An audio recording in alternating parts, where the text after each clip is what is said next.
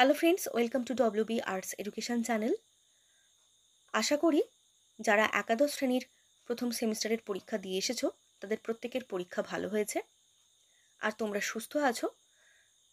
একাদশ শ্রেণীর বাংলা বিষয়ের যে সেকেন্ড সেমিস্টারের পরীক্ষা হবে তার প্রশ্নের নম্বর বিভাজন কেমন থাকবে সেটা আজকের এই ভিডিওতে দেখে নেব।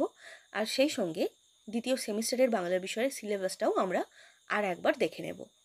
তবে এখানে বলে রাখি, যেহেতু দ্বিতীয় সেমিস্টারে তোমাদের বড় প্রশ্নও থাকবে, তাই তোমাদের প্রথম থেকেই কিন্তু ভালোভাবে পড়াশোনা শুরু করতে হবে। আজকের এই ভিডিও তোমাদের ভালো লাগলে অবশ্যই লাইক, কমেন্ট এবং বন্ধুদের সঙ্গে শেয়ার করতে ভুলো না। তাহলে চলো আমরা মূল আলোচনায় প্রবেশ করছি। তো তোমাদের প্রশ্নের মান থাকবে 40। এবার দেখো, আমরা টপিক ধরে আলোচনা করব। তোমাদের গল্প থেকে থাকবে কিন্তু একটা প্রশ্ন, যার মান হবে 5 নম্বর, অর্থাৎ টোটাল হলো 5। এবার এই 5 নম্বরটা তোমাদের 2+3 হিসেবেও থাকতে পারে, অর্থাৎ ভেঙে দিয়েও থাকতে পারে, বা তোমাদের পূর্ণ মান কিন্তু 5 দিয়েও থাকতে পারে। এবার সেটা কেমন হবে সেটা কিন্তু নির্ভর করছে যিনি প্রশ্ন করবেন তার ওপর। তারপরের টপিক নাটক। এখানেও তোমাদের একটা প্রশ্ন থাকবে যেটার মান হবে 5। এটার ক্ষেত্রেও কিন্তু সেই ভেঙে প্রশ্নও হতে পারে বা একটা প্রশ্ন সম্পূর্ণ 5 নম্বরেরও থাকতে পারে। তারপরের টপিক কি আছে না, কবিতা। এই ক্ষেত্রে টোটাল যে তোমাদের নম্বর থাকবে সেটা হচ্ছে 5 নম্বর। এখানে তোমাদের একটা প্রশ্ন থাকবে 2 নম্বরের এবং আর একটা প্রশ্ন থাকবে 3 নম্বরের, তাহলে টোটাল কত হলো না 5। তারপর দেখো পরের টপিক কি না, পূর্ণাঙ্গ সহায়ক গ্রন্থ। এখানে তোমাদের টোটাল নম্বর থাকবে 10। এবার সেটা ভেঙে থাকবে। দেখো, দুটো প্রশ্ন হবে 2 নম্বরের, সেখান থেকে হলো 4, আর দুটো প্রশ্ন হবে 3 নম্বরের, সেখান থেকে হলো 6, অর্থাৎ 4 আর 6 মিলে হলো টোটাল 10 নম্বর। এর পরের টপিক বাংলা শিল্প, সাহিত্য ও সংস্কৃতির ইতিহাস। এখান থেকে টোটাল থাকবে কিন্তু 5 নম্বর, যেখানে একটা প্রশ্ন হবে 2 নম্বরের, অর্থাৎ 2, এবং আর একটা প্রশ্ন হবে 3 নম্বরের, তাহলে 2, 3 মোট মিলে হলো 5। এর পরের টপিক প্রবন্ধ রচনা। এখান থেকে তোমাদের একটা প্রশ্নের উত্তর করতে হবে, যার টোটাল নম্বর থাকবে 10। এরপর আমরা বাংলার সিলেবাসটা দেখে নেব। দেখো, গল্প থেকে দুটো গল্প তোমাদের পড়তে হবে, ছুটি রবীন্দ্রনাথ ঠাকুরের এবং 2 নম্বর হচ্ছে তেলেনাপোতা আবিষ্কার প্রেমেন্দ্র মিত্রের।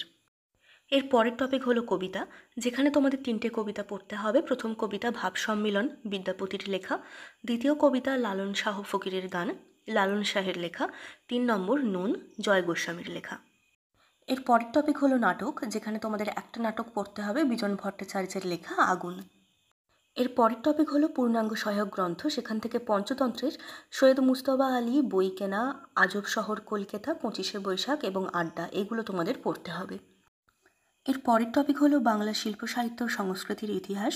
এখানে আধুনিক বাংলা সাহিত্য থেকে যুগের আধুনিকতা ও উপনিবেশিক বাংলার সামাজিক ও ধর্মীয় আন্দোলন, শিক্ষা সংস্কার, গদ্যের উদ্ভব, কবিতা, উপন্যাস ও ছোট গল্প, নাটক, যাত্রা ও নাট্যমঞ্চ, প্রবন্ধ 70 দশক পর্যন্ত, এইগুলো কিন্তু আধুনিক বাংলা সাহিত্য থেকে পড়তে হবে।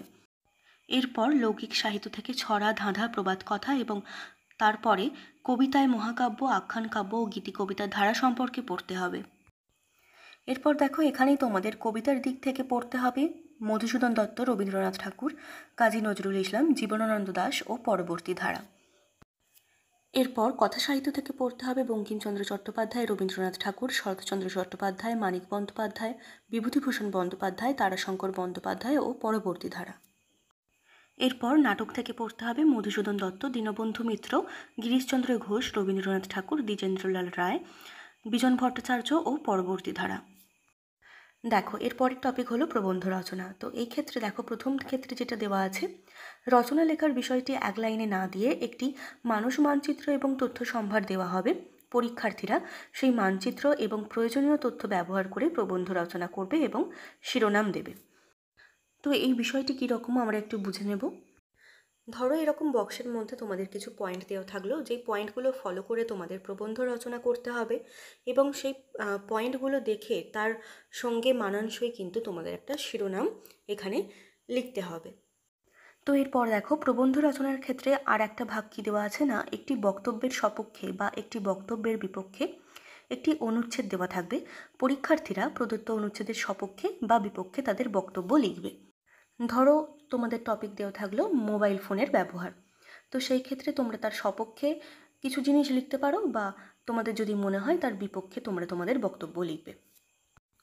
আজকের আলোচনা তোমাদের হেল্প করে থাকলে অবশ্যই লাইক, কমেন্ট এবং বন্ধুদের সঙ্গে শেয়ার করতে ভুলো না।